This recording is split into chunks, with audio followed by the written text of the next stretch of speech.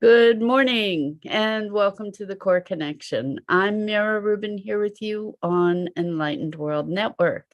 And today's topic is pivot points, that there are these pivotal moments in our lives when we have opportunities to make choices that open up new adventure or that feel like we're stepping into another phase of life.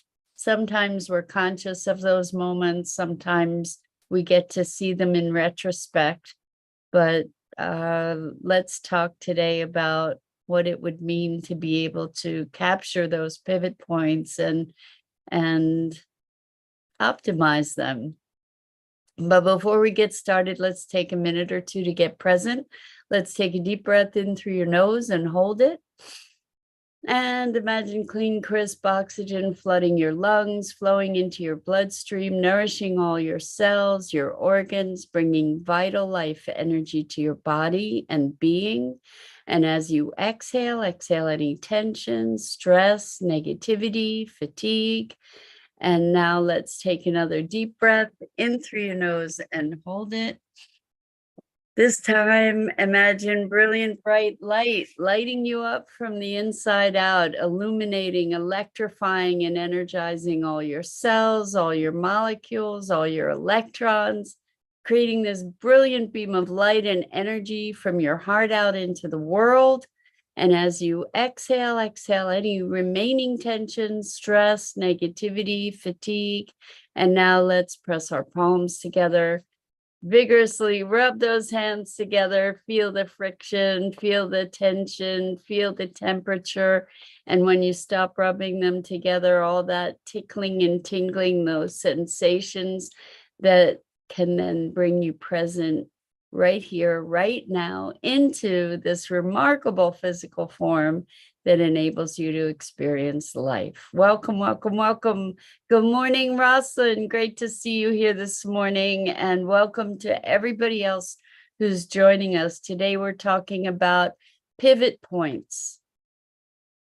And these events of life, or sometimes it's even a thought that wakes us up to a new dimension of experience and perception and awareness. And so why this was coming up for me is I am so excited to finally be taking a course in January, barring any unforeseen circumstances, a course in January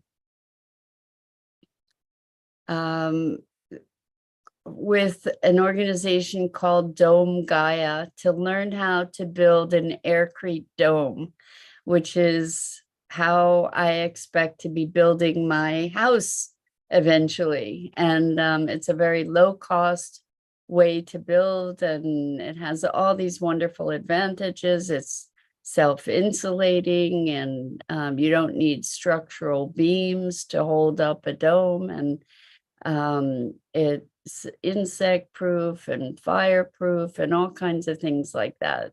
And it's also resistant to damage by weather because of the dome shape. So in hurricanes, domes remain standing when other things get raised to the ground. Anyway, I'm really, really excited. And so it feels to me like it's a turning point in some respect, like it's it's a leveling up in terms of the movement toward fulfillment of my dream and vision. For my life, or for parts of my life. And so it feels somehow like a pivot point, or something that's jumping me to another level of energy, or another dimension of experience. And we have these pivot points in our lives. So perhaps it is you're moving along a trajectory, and maybe you purchase a new house, and that that move into the new house, or the anticipation of it, the preparation of it, that's a turning point. I have a friend who is in that situation, and moving out of a relationship and into their own home, and I'm seeing this pivoting happen. It's not like a 1 second kind of revelation, but it's this new emergence through this pivot. There's an emergence of a new energy, a new vitality, a new sense of self and freedom. And I'm looking at whether we can actually manufacture these pivot points for ourselves with as much impact as the ones that feel like they're occurring in that way. And the thing is that they may not feel like they're occurring in that way. Like, maybe we can declare something that is a transition, a transformation. Maybe we can declare it as a pivot point. Maybe we can honor it as a transition, to allow ourselves to really optimize the opportunity to move into that new dimension of experience or expression or being. Good morning, Jenny. So good to be here with you this morning. So good to have you joining us. Jenny says the whole world is going through this right now, one way or another. You know what? You got that right. That's really, really true. Into a new turn of the times in the world as we know it. That's actually quite a great observation. And it just goes to being able to recognize that oftentimes these pivot points exist and we're not even cognizant of it. And so what happens if we call it out and we name it and we allow ourselves to be present to it in a more conscious way, to say, yeah, there's a lot of change happening right now. And what happens when we actively embrace that change? What happens when we actively engage with it and attribute meaning to it? So that reminds me of years ago, I was smoking cigarettes for a while, and I was at a point where I wasn't really liking it very much. And on the radio, there was an actor, Yul Brynner. I don't know if you remember him, but one of the films he was famous for was The King and I. And it was a recording of him. It probably was on a public radio station, and talking about how he died. Like, it was sort of a post-mortem recording, or a recording that was played post-mortem, saying that he died of lung cancer, and if you're smoking, just stop. And in that moment, it could have been just another advertisement, just another public service announcement. Or in that moment, I chose to allow that to sink in. I chose to allow it to be important and relevant, and I stopped smoking. I just stopped. And that was a pivot point, because I allowed for the relevance, the significance. I elevated that moment into a place of impact for myself, so that it empowered me to be able to make the change that I needed to make for myself. So that's what I'm talking about pivot points. We have these opportunities in any moment. If we elevate that moment into something that we allow ourselves to attribute meaning to. So Rosalind says, choosing or going down a path when it doesn't feel true. We don't want to be doing that so much. That doesn't lead to happy outcomes typically. as Rosalind continues, there's a lot of editing going on. Perhaps the editing is operating on fear-based beliefs. On the other end of the spectrum, when it feels true, there's no hindering.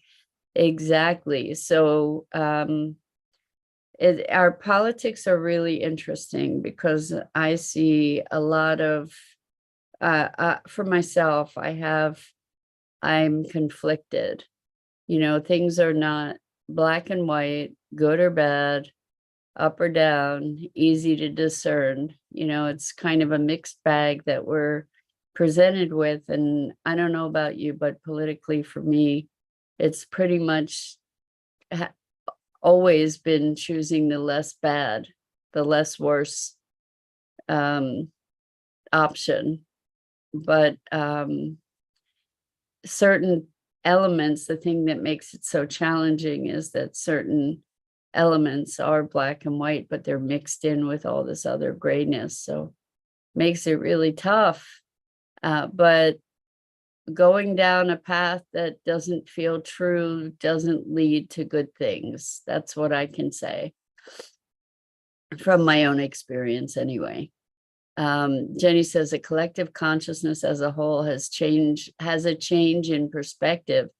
Well, it's very interesting because I think collectively there have been massive changes in perspective, but not all in alignment by any stretch. It seems, at least by appearances sake, in so many ways, and it keeps getting reinforced through the media and through our political campaigns, is the polarity, the divergence that has been being emphasized in so many ways. And I think collectively there are a lot of shifts that are probably in alignment with each other. So it's very, very interesting times in which we live.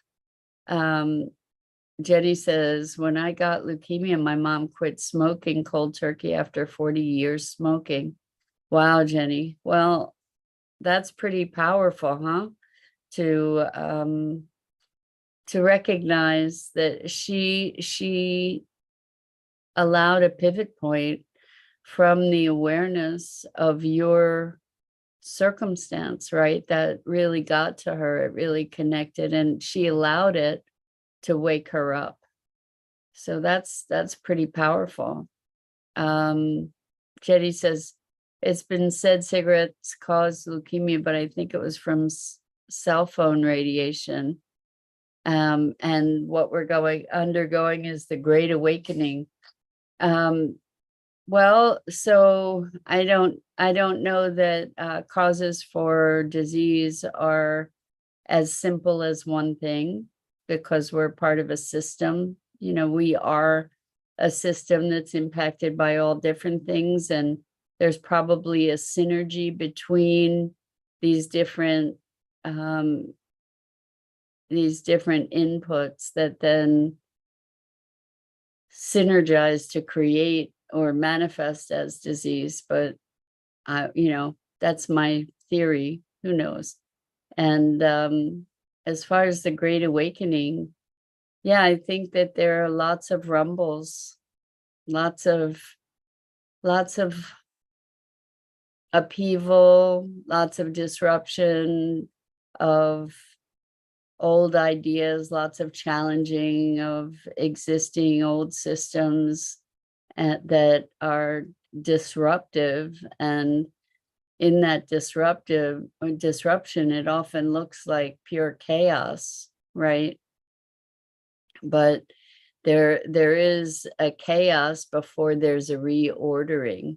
So Jenny says, it took me 3 months to give up cigarettes, but it was definitely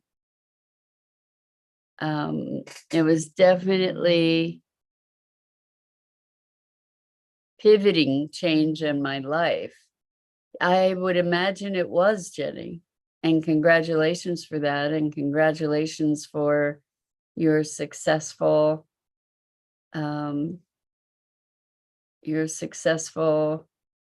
recovery from leukemia. That's amazing.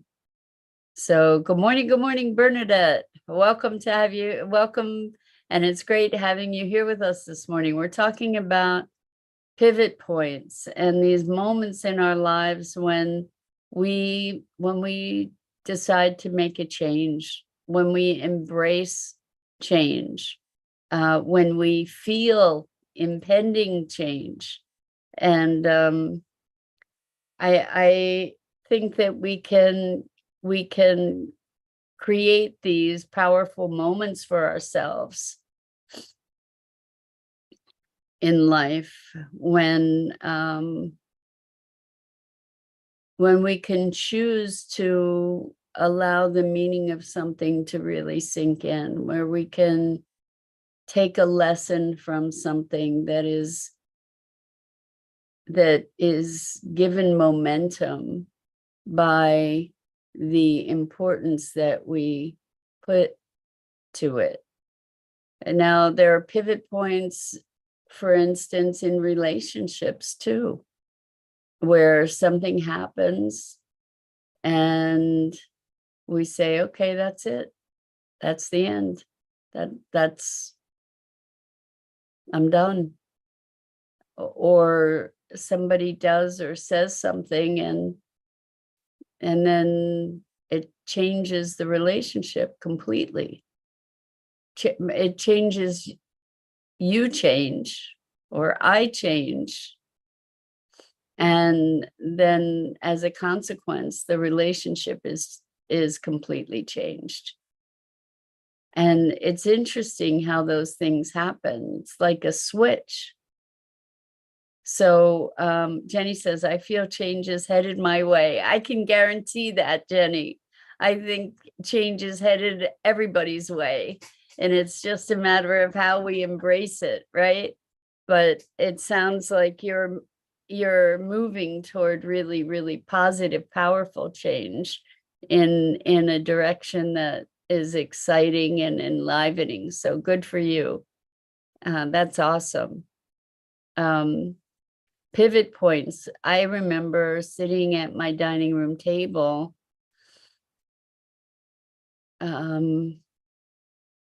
Wow, it's like 25 years ago. That's crazy. 25 years ago. And I was super, super, super stressed. And I had all these life circumstances that felt like they were closing in on me. And I felt this switch. And that's when my hair started falling out. It was like, instead of having a nervous breakdown, my body just said, nope. No, like something happened. And that's when the alopecia kicked in. It was a pivot point and it was life altering. It was a moment I felt that physical switch in my body, just turn, switch, flip. And that was the beginning of the alopecia. So it's crazy to think that it was that long ago. It was pretty close. It's at least somewhere between 20 and 23 years ago. So Bernadette says, I had such a hard time when my son and his family moved out of the province with my grandbabies. I remember, Bernadette, I had to change my victim mode to it's okay and I will see them again. I remember how difficult and challenging that was for you, and good for you to have made the pivot to it's okay and I'll see them again. That was a powerful choice. It was a powerful pivot that you made. And we all have the ability to make these choices where we're choosing life and vitality. In the moment that my body switched, I can't say I was in any way present to a choice, but maybe it was, it's like my nervous system was just completely overloaded. So maybe there was a choice between having my hair fall out or having a nervous breakdown. That's the way I imagine it, because I was definitely on the verge. So maybe that was the choice, even though it might not have been conscious. Jenny says, I'm moving forward from some negative stuff in my life. I get it, Jenny. You really are too. So congratulations on that. to just, you know, there are times with clients where I've seen them move from, okay, I've had enough of this, now let's get to the next, where there's this change, this willingness to say, okay, I'm not going to feel this way anymore. I'm going to just make a shift, an existential shift, make that pivot to another vantage point, another viewpoint, another perspective, another way of being. Bernadette says it was life altering for me. I went from seeing them all frequently for years to poof, they're gone. Well, they're not gone, which is what you've discovered. They're just not as close by. And I know, Bernadette, I remember how big a blow it was to you, and congratulations to you to have moved into a better space around that, and the changing of life. Jenny says, I don't like who I see in the mirror. Jenny, so I think that many of us have gone through that, looking in the mirror and being less than loving to the reflection, to the person that's reflected there. It's a way that we get to learn greater love for ourselves and greater acceptance. Jenny says, I can relate, when I became estranged from my daughter and 2 grandchildren. Yeah, Jenny. So we go through these very difficult times, and there are times in our lives, and I think we can source these times where we can choose, where we can kind of wake up and say, but is this the way I want to continue to be? So one of my clients at one point just said, I don't want to live like this anymore. And it was really profound to be able to say, okay, I'm done with this. I'm going to create something new. I'm going to find a new way to be. So, and they are, it wasn't just black and white where everything just went away, but it was a moment that was a transition moment that was a renewed conviction, but it was about something that was much more life affirming. So Jenny says it's all about evolving, right? It is. Life is constantly evolving. We are constantly evolving. And we can kick and scream and resist it, or we can embrace it. We can allow it to be a pivot point. Another really profound pivot point for me was in 2017, where I was at a workshop, and we were doing a workshop to step into our future. And I literally stepped into my future and new commitments that were really scary and also profoundly invigorating and life affirming. And it was a pivot point. It was a point that I can identify for the emergence of so much of what my life is now and the fulfillment that I now experience. Super profound. So Bernadette says, how do you go from I'm done with this to being empowered within who you truly are? Well, the start is I'm done with this. Then comes the work, right? Then comes the work with what do I want? Who do I get to be to live into the life that I envision for myself? So for me, that pivot point when I took on my purpose really was a call to me to be greater than I knew myself to be. That's not true. A call to me a call to me to be the me I knew I could be, but hadn't yet manifested. So it's kind of stepping up or stepping into a calling that pulls us into a greater expression of our pure selves and stepping out of our small selves and being willing to make the choices that call us into our greater expression. I hope that's not too abstract. I know that we all can imagine our greater capabilities, even if we don't know how to get there from here.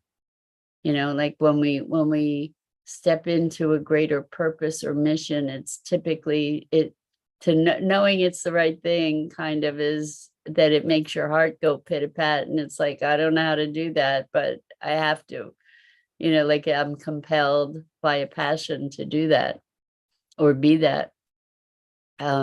Bernadette says if the mindset is in a different place, so we get to shift our mindset. So so Bernadette's saying, how do you go from I'm done with this to being powered within who you truly are if the mindset's in a different place? Well, that's the key. When we really are done with this, then we have a willingness to shift our mindset, and that's what it takes. Jenny says, I'd like to learn how to step into knowing who I am and my future. So part of stepping into knowing who we are is to stop denying who we are. And we've been talking about that a little bit too, like to recognize the things that make us different. And those things, while we often treat them as curses, are generally the source of our greatest gifts as well. Bernadette says, I totally understand that. Jenny says, starts with the, let's see, it starts with, I'm not sure what that is. With or without the map, know you will arrive at the destination. Oh, sorry. Jenny says, starts with the first step. With or without a map, knowing you'll arrive at the destination. So there is definitely an element of faith to it, you know, to utilize these pivot points, to recognize them, to create them, to then move into the momentum that we create by making that choice or recognition. You know, so recognizing something as a pivot point, making a choice to utilize it, that creates a momentum that can allow us to find our way, even if we're, you know, kind of feeling the walls on the way to help guide us, you know, even if we're sort of feeling around in the dark at first, to be moving down that tunnel where we find the light at the end finally. Anyway, pivot points. Think about your life. Look for those places. Look in this moment and see if there's a pivot that might be accessible to you that you can utilize to create positive growth. So that's it for this morning. I'm Mira Rubin. This is the Core Connection. And I go live here each weekday morning at 9 a.m. Eastern on the Enlightened World Network YouTube channel and Facebook page. And I encourage you to check out the other awesome programming on the Enlightened World Network, EWN One with the Earth, Enlightened World Living. And until next time, so much love to you and deep appreciation for your willingness to engage in these sometimes confronting, hopefully always expansive conversations. Lots and lots of love.